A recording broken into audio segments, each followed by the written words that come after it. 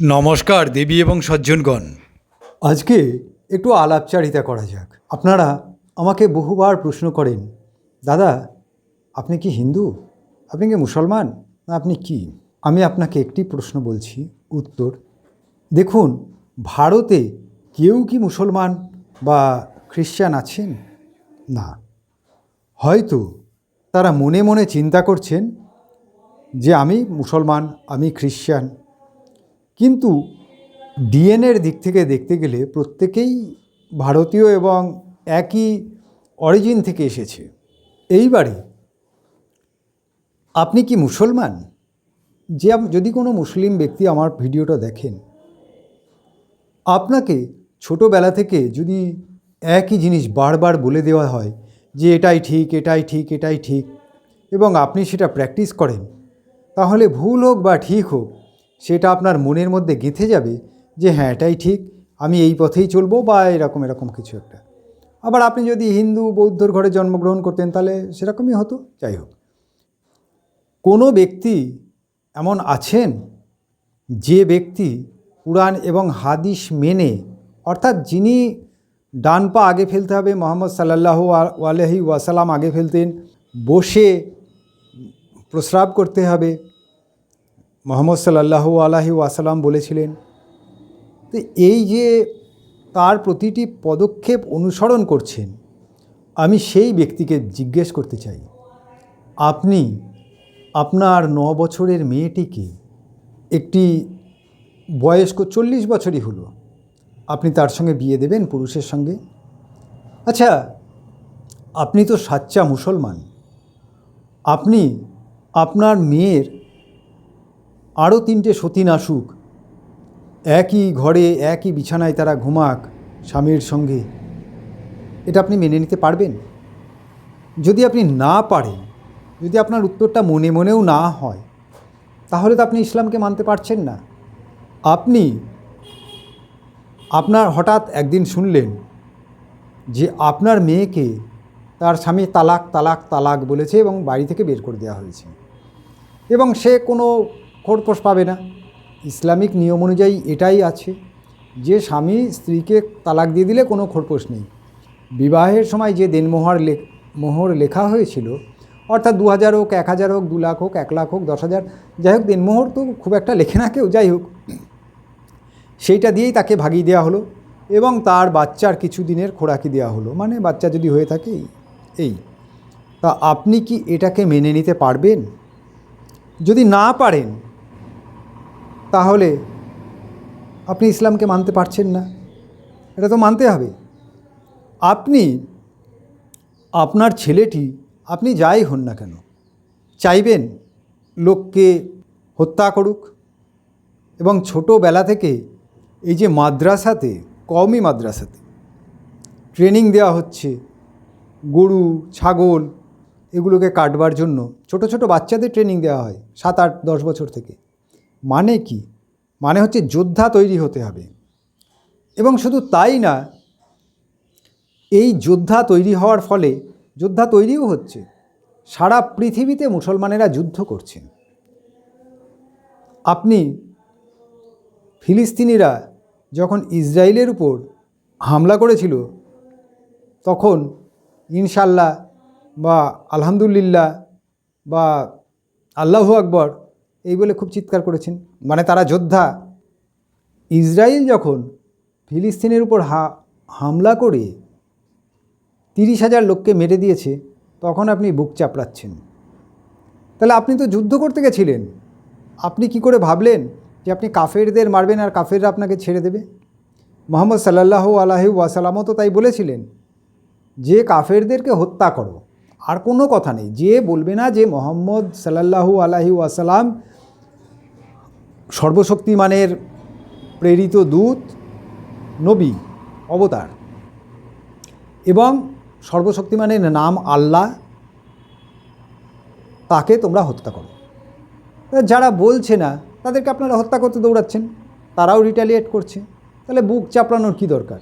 আপনি কি চাইবেন আপনার ছেলেটি বড় হয়ে একটি কাফেরকে হত্যা করুক বা গুলি চালাক বা গলা কেটে দিক ধর্মের নামে? চাইবেন না। তাহলে আপনি কিসের মুসলমান? তা আপনি যদি না চান যে আপনার বাচ্চাটা বড় হয়ে খুনি তৈরি হোক, তাহলে কওমি মাদ্রাসাকে আপনি সাপোর্ট করছেন কী করে, যেখানে 7 বছর 10 বছর 8 বছর 13 বছরের বাচ্চাদেরকে গরুর গলায় চাকু চালানো শেখানো হচ্ছে। আপনি কি কথাটা একটু চিন্তা করে দেখেছেন? আপনি যে ধর্মেরই লোক হন, সেই ধর্মের আপনার মেয়েকে সেই ধর্মে সেই মতেই বিবাহ দেবার চিন্তা ভাবনা করবেন। আপনি আপনার ছেলেকে কওমি মাদ্রাসায় বা কুরআনে শিক্ষা দেওয়া হচ্ছে যে যেন তেন প্রকারে বিধর্মীর ঘর থেকে মেয়ে আনতে হবে, তাকে ধর্মান্তরিত করতে হবে, ইসলামের সংখ্যা বৃদ্ধি করতে হবে, তাহলে আপনাকে তো সেটাও মেনে নিতে হবে যে আপনার ঘর থেকে একটা মেয়ে হিন্দু হয়ে গেলে, বৌদ্ধ হয়ে গেলে সেটা আপনাকে মেনে নিতে হবে। সেটা আপনি মানছেন না। আপনি বলছেন আমার ধর্মের এনে তাকে ধর্মের দল ভারী করো, আলহামদুলিল্লাহ মেয়েটা জান্নাতে যাবে। এই জিনিস যদি আপনার সঙ্গে ঘটে, তখন আপনি তার সঙ্গে যুদ্ধ করতে যাচ্ছেন।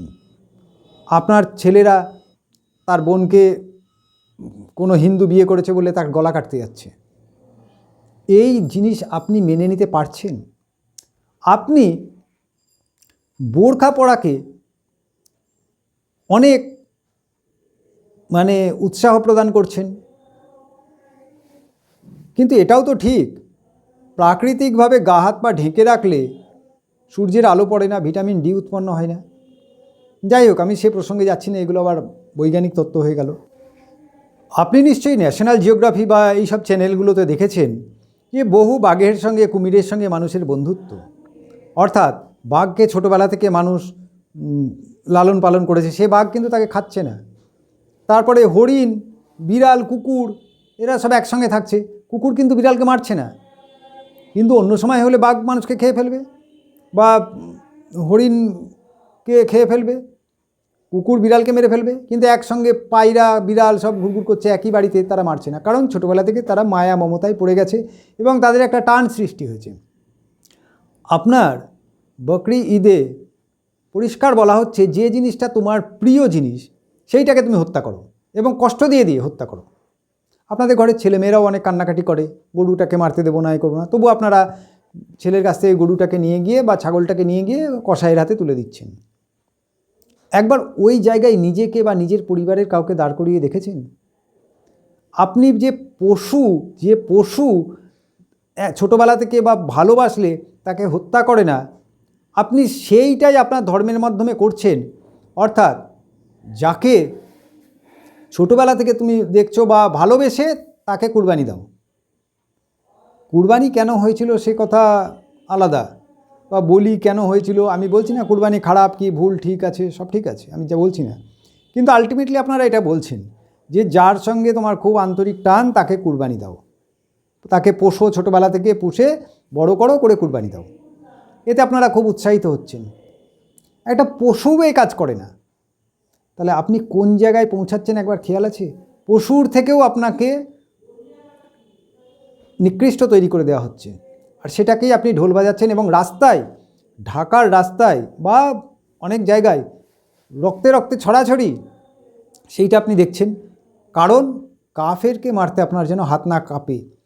অর্থাৎ বাবা মা যদি ইসলাম গ্রহণ না করে বা ইসলাম বিমুখ হয়, তাকেও যেন মারতে আপনার না হাত কাঁপে, এটাই আপনি শেখাচ্ছেন। আপনি আমাকে বলবেন যে দাদা আপনি এসব কি বলছেন? দাদা আজকে আমার 50 ঊর্ধ্বে বয়স, প্রায় মিড 50 and 60। আমি আমার জীবনে দেখেছি যে বাবা একই সঙ্গে 3টে বা 4টে বিবাহ করলে তার সন্তানদের কি হাল হাকিকত হয়, এটা আমি দেখেছি একই সঙ্গে। আপনারা বলবেন ইসলামে 4টে বিয়ে জায়েজ, না দাদা ইসলামে 10টা বিয়ে জায়েজ, 12-15টাও জায়েজ, একসঙ্গে 4টে রাখা ঠিক। আপনি দুটোকে তালাক দিয়ে আবার নতুন দুটোকে নিয়ে আসুন। আর এই যে তালাক দিচ্ছেন তাতে তো আপনার কোনো খরপোশ দিতে হচ্ছে না, হয়তো ইমোশনালি আপনি কিছু দেনমোহর লিখে দিয়েছেন, সেই টাকাই দিয়ে দিচ্ছেন। সারা জায়গায় স্কুল কলেজে ছেলেমেয়েরা প্রেম করে, ভাব ভালোবাসা করে। এই যে একটা কথা আছে না, পিড়িতে মজিলে মন কিবা হাঁড়ি কিবা ডোম, তা তখন মুসলমান হিন্দু এইসব দেখার কোনো ইয়ে নেই, যে যার করছে মন দিয়ে দিয়ে বসে আছে। মহিলারা একটু সফট মাইন্ডেড, বিয়ের আগে তারা সব কিছু ছেড়ে দেবো, তবুও প্রেমিককে ছাড়বো না। প্রেমিকার ক্ষেত্রেও তাই হচ্ছে, প্রেমিকের ক্ষেত্রেও হচ্ছে। কিন্তু আপনাদের এই যে ধর্ম, যে আগে তাকে মুসলমান করতে হবে, তারপরেই তুমি বিবাহ করতে পারো, নাহলে তুমি বিধর্মীকে বিবাহ করতে পারো না। যেখানে তোমার এমন চান্স আছে যে ছেলেটাই মুসলমান থেকে খ্রিস্টান বা ইহুদি বা হিন্দু হয়ে যাবে, সেখানে ওই জন্য সেখানে বিবাহ নিষিদ্ধ। কিন্তু মেয়েটাকে কনভার্ট করে আনতে হবে, তাহলেই জান্নাত প্রাপ্তি ঘটবে। এটা টপ টু বটম একই আছে। এটা প্রত্যেকটা স্কুল কলেজ প্রত্যেক জায়গায় এই হাওয়া দেওয়া হচ্ছে, এবং এর পিছনে বিরাট কনস্পিরেসি আছে। আপনি দেখুন, পশ্চিমবঙ্গের মিরাকেল ঘটানো ব্যক্তি দেখুন, শাহরুখ খান দেখুন, সলমান খান দেখুন। হ্যাঁ, সলমান খানও বিবাহ করেছেন জুলিয়া বান্তরকে, ঠিক আছে, খ্রিশ্চান। আমির খান দেখুন, সাইফ আলী খান দেখুন। শুধু তাই না, তারা ওই নীতি, একটা নিয়ে এসো, সন্তান উৎপন্ন করো, ছেড়ে দাও, আবার একটা নিয়ে এসো, না হলেও সারেগেসি করে সন্তান বাড়াও। এবার আপনি বলবেন, মানে আমি হিন্দু ভক্তদের কথা বলছি, যারা মানে ঠিকই আছে, সেকুলার। আপনি বলবেন, দাদা ওরা তো স্ত্রীকে ধর্মান্তরিত করেনি। ঠিকই তো, স্ত্রীকে ধর্মান্তরিত করলে তো তাদের সিনেমায় চলবে না, এইসব তো ব্যাপার আছে। পরবর্তী নেক্সট জেনারেশনটা মুসলমান হলো, এরা আর কদিন আছে? করিনা কাপুরের সন্তান তৈমুর আর জাহাঙ্গীর হয়েছে। করিনা কাপুর মরে যাবে 30 বছর পর, তারপরে তৈমুর জাহাঙ্গীরই থাকবে। কাপুর বংশের পৃথ্বীরাজ কাপুরের ঘরে তৈমুর, এ তো শোনেনি না। হাকিমবাবুর মাও মনিকা বন্দ্যোপাধ্যায় ছিলেন, কিন্তু হাকিমবাবু এখন চিৎকার করে রাস্তায় বলেন, ইনশাল্লাহ একদিন পশ্চিমবঙ্গে 50% লোক উর্দু বলবে, মানে মিনিমাম 50% মুসলমান হবে।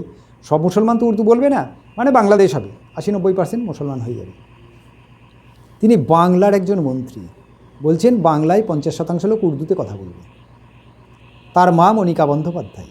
মনিকা বন্দ্যোপাধ্যায় সম্ভবত, কেবলমাত্র মনিকা বন্দ্যোপাধ্যায় না, যারা ইমোশনে পড়ে হঠাৎ করে ধর্মান্তরিত হয়ে যায় এবং বিবাহ করে ফেলে, পরবর্তীকালে আমি দেখেছি তাদের কিন্তু একটা পস্তানি আসে। তারা পস্তায় যে হয়তো আমি ভুলই করেছি। না, প্রমাণটা এইরকমই দেখা যাচ্ছে। দেখুন, হাকিমবাবুর মাও তার মেয়েকে হিন্দুর ঘরে বিয়ে দিয়ে গেছেন। না, হাকিমবাবুর নাম তো আর পাল্টাতে পারেন না, হাকিমবাবু যা হওয়ার হয়েছে। তার বোনও শাখা টাখা পড়েই চলাফেরা করে।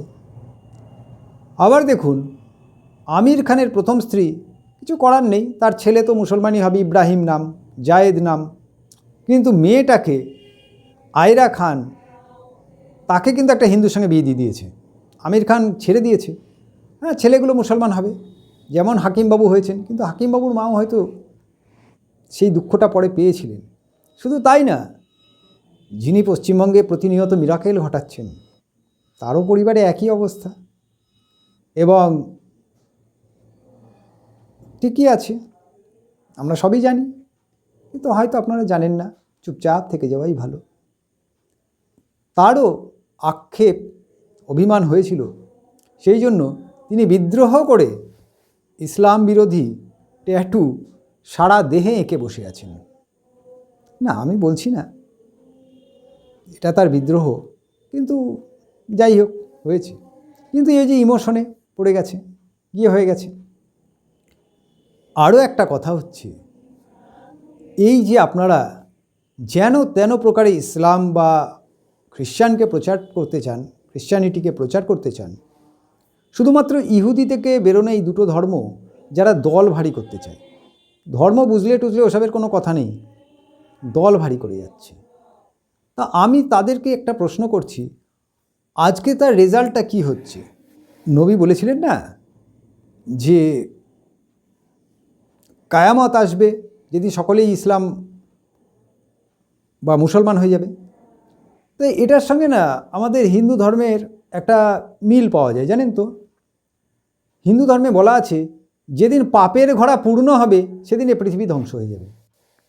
তা নবীজি বলছেন যেদিন সকলে ইসলাম হয়ে যাবে সেদিন কিয়ামত চলে আসবে, মানে পৃথিবী ধ্বংস হবে। তার মানে কি আমি হিন্দু ধর্ম অনুসারে কিন্তু এটা বলবো যে এই যে গরু ছাগলগুলোকে কষ্ট দিয়ে দিয়ে মারা হচ্ছে এবং তার উল্লাস করা হচ্ছে, তা আমি জানি না এই যে যার নামে আপনার উল্লাস করেন এবং তাকে সর্বশক্তিমান বলেন, ঈশ্বরের কিন্তু সবই রূপ। আপনাকে মৃত্যুটাও ঈশ্বর দিচ্ছে, ধ্বংসও ঈশ্বর করছে, বাঁচাচ্ছেও ঈশ্বর, যা হোক এরকম কিছু। তা শয়তানও ঈশ্বরেরই তৈরি, না হলে শয়তানের যদি আলাদা আইডেন্টিটি ধরতে হয় তাহলে ঈশ্বরের সমকক্ষ শয়তান হয়ে যায়। তা আমি বুঝতে পারি না যে এই যে যারা এই কাজগুলো করছে গোটা সারা পৃথিবী জুড়ে, উগ্রপন্থার একটাই নাম, বা যেখানেই মানুষ খুন হচ্ছে বা যেখানেই এই এক ধ্বনি আসছে সেখান থেকে এই লোক পালিয়ে যাচ্ছে, ঈশ্বর সর্বশক্তিমান এই কথা যেখানেই চিৎকার করে বলা হচ্ছে সেখান থেকেই লোক পালিয়ে যাচ্ছে। তো এই যে জিনিসগুলো আরম্ভ হয়েছে, ফলস্বরূপ কী হচ্ছে? আপনারা কাফের মারতে গেছিলেন গাজা থেকে ইসরায়েলে, বাস এখন তার কাফেরগুলোকে মারতে পারছেন না। এখন দেখুন ইরান পাকিস্তানকে বোম মারছে, সিরিয়াকে বোম মারছে। কাফেরকে মারতে গেলে তো আরও মার খাবেন, নিজেদের মধ্যে মারপিট করছেন। সৌদি আরব সম্ভবত এই জিনিসটা বুঝতে পেরেছে, কারণ সৌদি আরব থেকে ইসলামের প্রবর্তন ঘটেছিল। সৌদি আরব এই জিনিসটা বুঝতে পেরে তারাই আগে সরে আসার চেষ্টা করছে, কিন্তু এই যে অর্থনীতি বড় বালাই, তারা যদি ইসলাম থেকে সরে আসে তাহলে তাদের অর্থনীতি ধসে পড়ে যাবে। কারণ তাদের অর্থনীতি 60% বা 80% জুড়ে আছে ধর্ম। আজকে যদি হজ বন্ধ হয়ে যায় সৌদি আরবের কিচ্ছু নেই, কালকে তো তেল ওঠা শেষ হয়ে যাবে, তারপর সৌদি আরব খাবে কি? খাওয়ার তো উপায় নেই। নবী মুহাম্মদ সাল্লাল্লাহু আলাইহি ওয়াসাল্লাম সারা পৃথিবীকে এমন তৈরি করে দিয়ে গেছেন যে সারা পৃথিবীর লোক অন্তত তার জন্মভূমিটাকে রক্ষা করবে সারা জীবন, যতদিন কিয়ামত না আসবে। কিন্তু এই যে কিছুদিন আগে আপনাদের পবিত্র জায়গা মদিনাতে ভারতের স্মৃতি ইরানি ভারতীয় পোশাক পরে, মাথায় হিজাব বোরখা না পরে শাড়ি পরে গিয়ে ঘুরে আসলেন। তারপরে সারা পৃথিবীতে যারা কনভার্টেড মুসলমান, পাকিস্তান, বাংলাদেশ, তারা ছিছিখার করতে আরম্ভ করলেন, তোবা তোবা, এ কি হাই আল্লাহ, এ কী হচ্ছে। কিন্তু সৌদি আরবের জনগণ কিন্তু বলতে লেগেছে, আমরা বেশ করেছি যা করেছি, আমরা আসল মুসলমান, আমরা যা করবো সেটাই তোমাদের মেনে নিতে হবে, তোমরা কনভার্টেড মুসলমান, মানে অপমান করছে। ওই যে বলে না, বাঁশের চেয়ে কঞ্চি দরো। সৌদি আরব এটা কিন্তু বুঝতে পেরেছে এবং সেই কারণে সৌদি আরবের প্রিন্স সালমান 3টি দেবতার পূজাকে আবার ফিরিয়ে আনতে চাইছে, যেটা নবী মুহাম্মদ সাল্লাল্লাহু আলাইহি ওয়াসাল্লামের বাবা বা তার বাবা এরা করতেন। 360টা পুজো করতেন, কিন্তু মূল 3 দেবতা লাত, মানাত, উজ্জা এবং হুবল, মানে চন্দ্রের দেবতা, আবার ফিরিয়ে আনার চেষ্টা করছে। আপনারা এখানে লাফালাফি করছেন যে আমরা আসল মুসলমান। আদৌ কি আপনি মুসলমান? যদি আপনি মুসলমান হন তাহলে আমি যে কথাগুলো বললাম এইগুলো কি আপনি মেনে নিতে পারবেন? যে আপনার মেয়েকে 4টে সতীনের ঘরে শুতে দেওয়া, তালাক বললে আপনার মেয়েকে তাড়িয়ে দেওয়া। হ্যাঁ, পুরুষতান্ত্রিক সমাজে হয়তো আপনি 4টে বিয়ে করতে পারবেন, কিন্তু আজকে পরিস্থিতিটা পাল্টে গেছে, মানতে হবে। আর আমি এখানে যখন বলছি যে মুসলমানেরা অতি কষ্ট দিয়ে ছাগল, গরু এদেরকে হত্যা করে, তখন হিন্দুরা হাততালি দিচ্ছেন। কিন্তু আপনি জানেন পৃথিবীতে সবথেকে কঠিন এবং নৃশংসতম মৃত্যুটা কি? সেটা হিন্দুরা প্রদান করে। শুয়োর কখনো মারতে দেখেছেন? এখন ইলেকট্রিক দিয়ে শুয়োর মারা হয় গভর্নমেন্টের জায়গায়, কিন্তু যেখানে শুয়োর হত্যা করছে আপনাদের মাঠে ঘাটে, তাদের মৃত্যুটা দেখেছেন? পৃথিবীর সবথেকে কঠিন এবং কষ্টতম মৃত্যু দিয়ে শুয়োরকে হত্যা করা হয়। জীবন্ত শুয়োরের লাঞ্চে একটি উত্তপ্ত টকটকে লাল লোহা ঢুকিয়ে দেওয়া হয়, গরম, সেইটা যতক্ষণ শুয়োরের প্রাণ না বেরোয় ততক্ষণ শুয়োরটা ছটফট করতে করতে কাঁদতে কাঁদতে মরে। প্রায় আধ ঘন্টা 45 মিনিট লাগে তার মৃত্যু হতে, এর থেকে কঠিনতম মৃত্যু নেই পৃথিবীতে।